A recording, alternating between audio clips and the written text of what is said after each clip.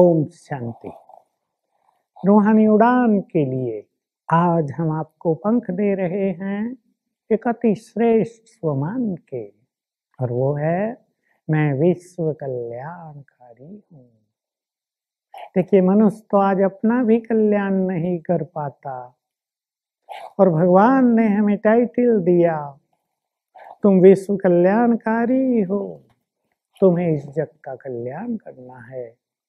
जैसे मैं इस धरा पर अवतरित हुआ हूँ सबका कल्याण करने के लिए, सबके दुख मिटाने के लिए, इस धरा को स्वर्ग बनाने के लिए, प्रकृति के पांचों तत्वों को भी पावन करने के लिए तुम मेरे सहयोगी हो। जो काम मेरा है वही तुम्हारा भी है। तुमको भी विश्व का कल्याण करना है। स्वीकार कर लें, मैं विश्व कल्याणकारी हूँ। केवल स्व कल्याणकारी नहीं, केवल अपने परिवार के कल्याणकारी नहीं।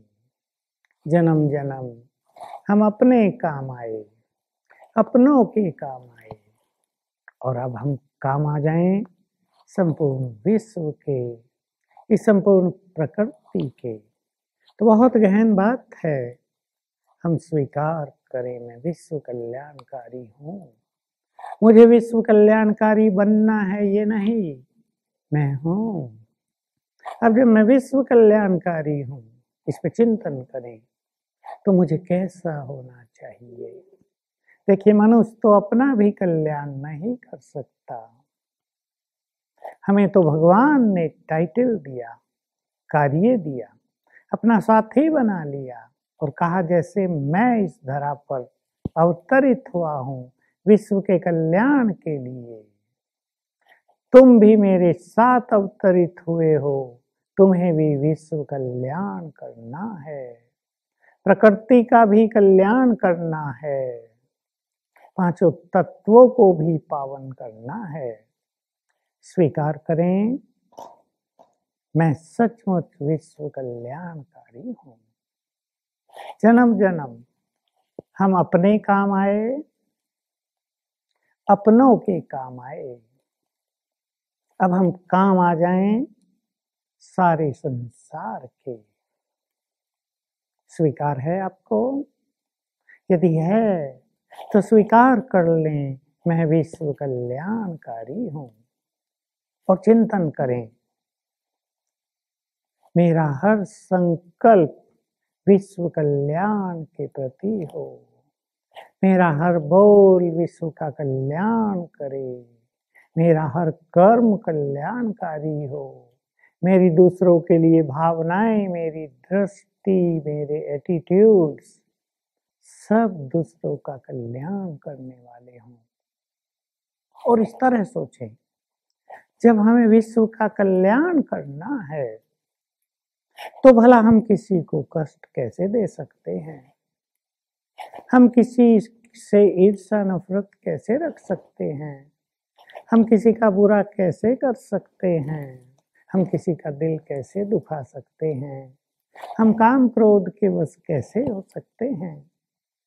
जिसको सबका कल्याण करना हो उसे तो बहुत निर्मल होना चाहिए, उसे तो ईश्वरीय शक्तियों से, ईश्वरीय खजानों से भरपूर होना चाहिए।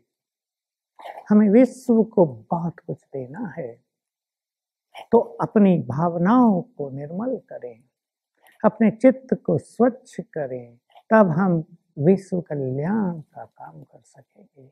और याद रखेंगे, यदि हम अब संसार के काम आएंगे, यदि हम भगवान का दिया हुआ ये महान कार्य करेंगे, तो जन्म जन्म वो हमारे काम आएगा, विश्व भी हमारे काम आएगा।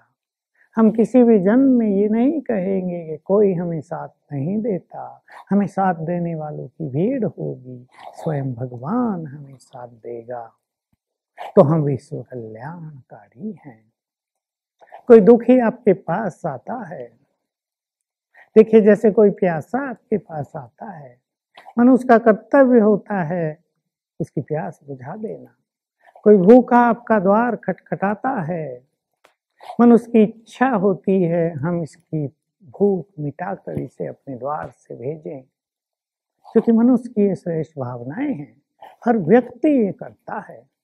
अपना भोजन भी लोग दूसरों को दे देते हैं।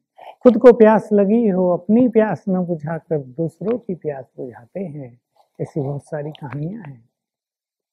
हमारे द्वार पर कोई दुखी आ जाए, कोई अशांत व्यक्ति आ जाए, कोई जीवन से निराश व्यक्ति आ जाए, कोई संसार से ठुकराया हुआ व्यक्ति आ जाए, कोई ऐसा व्यक्ति आ जाए जो फेलियोर हुआ हो, क्या हम उसका कल्याण कर सकेंगे? ऐसे लोग भी आते हैं जो कहते हैं हम तो सुसाइड करना चाहते हैं, जीवन से तंग आ गए हैं।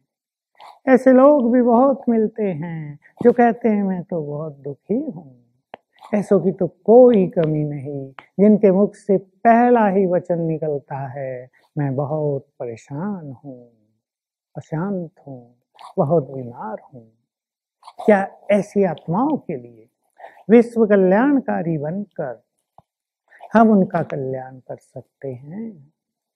क्या हम उनकी प्यास बुझा सकते हैं? क्या हम दुखियों के दुख दूर कर सकते हैं? क्या हम परेशान आत्माओं की परेशानियां दूर कर सकते हैं?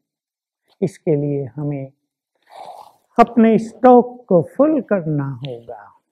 यदि हमें दुखियों के दुख मिटाने हैं तो अपने अंदर सुखों के भंडार भरने होंगे। ये सुख खाने पीने, पैसे, रहने, कारों में घूमने का, इलेक्ट्रॉनिक्स के साधनों का नहीं है।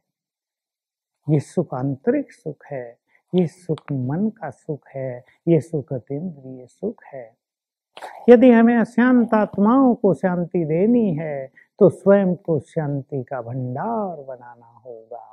लंबा काल हम शांति के अनुभव में रहें तो शांति की शक्ति, शांति का खजाना हमारे अंदर बढ़ता चलेगा।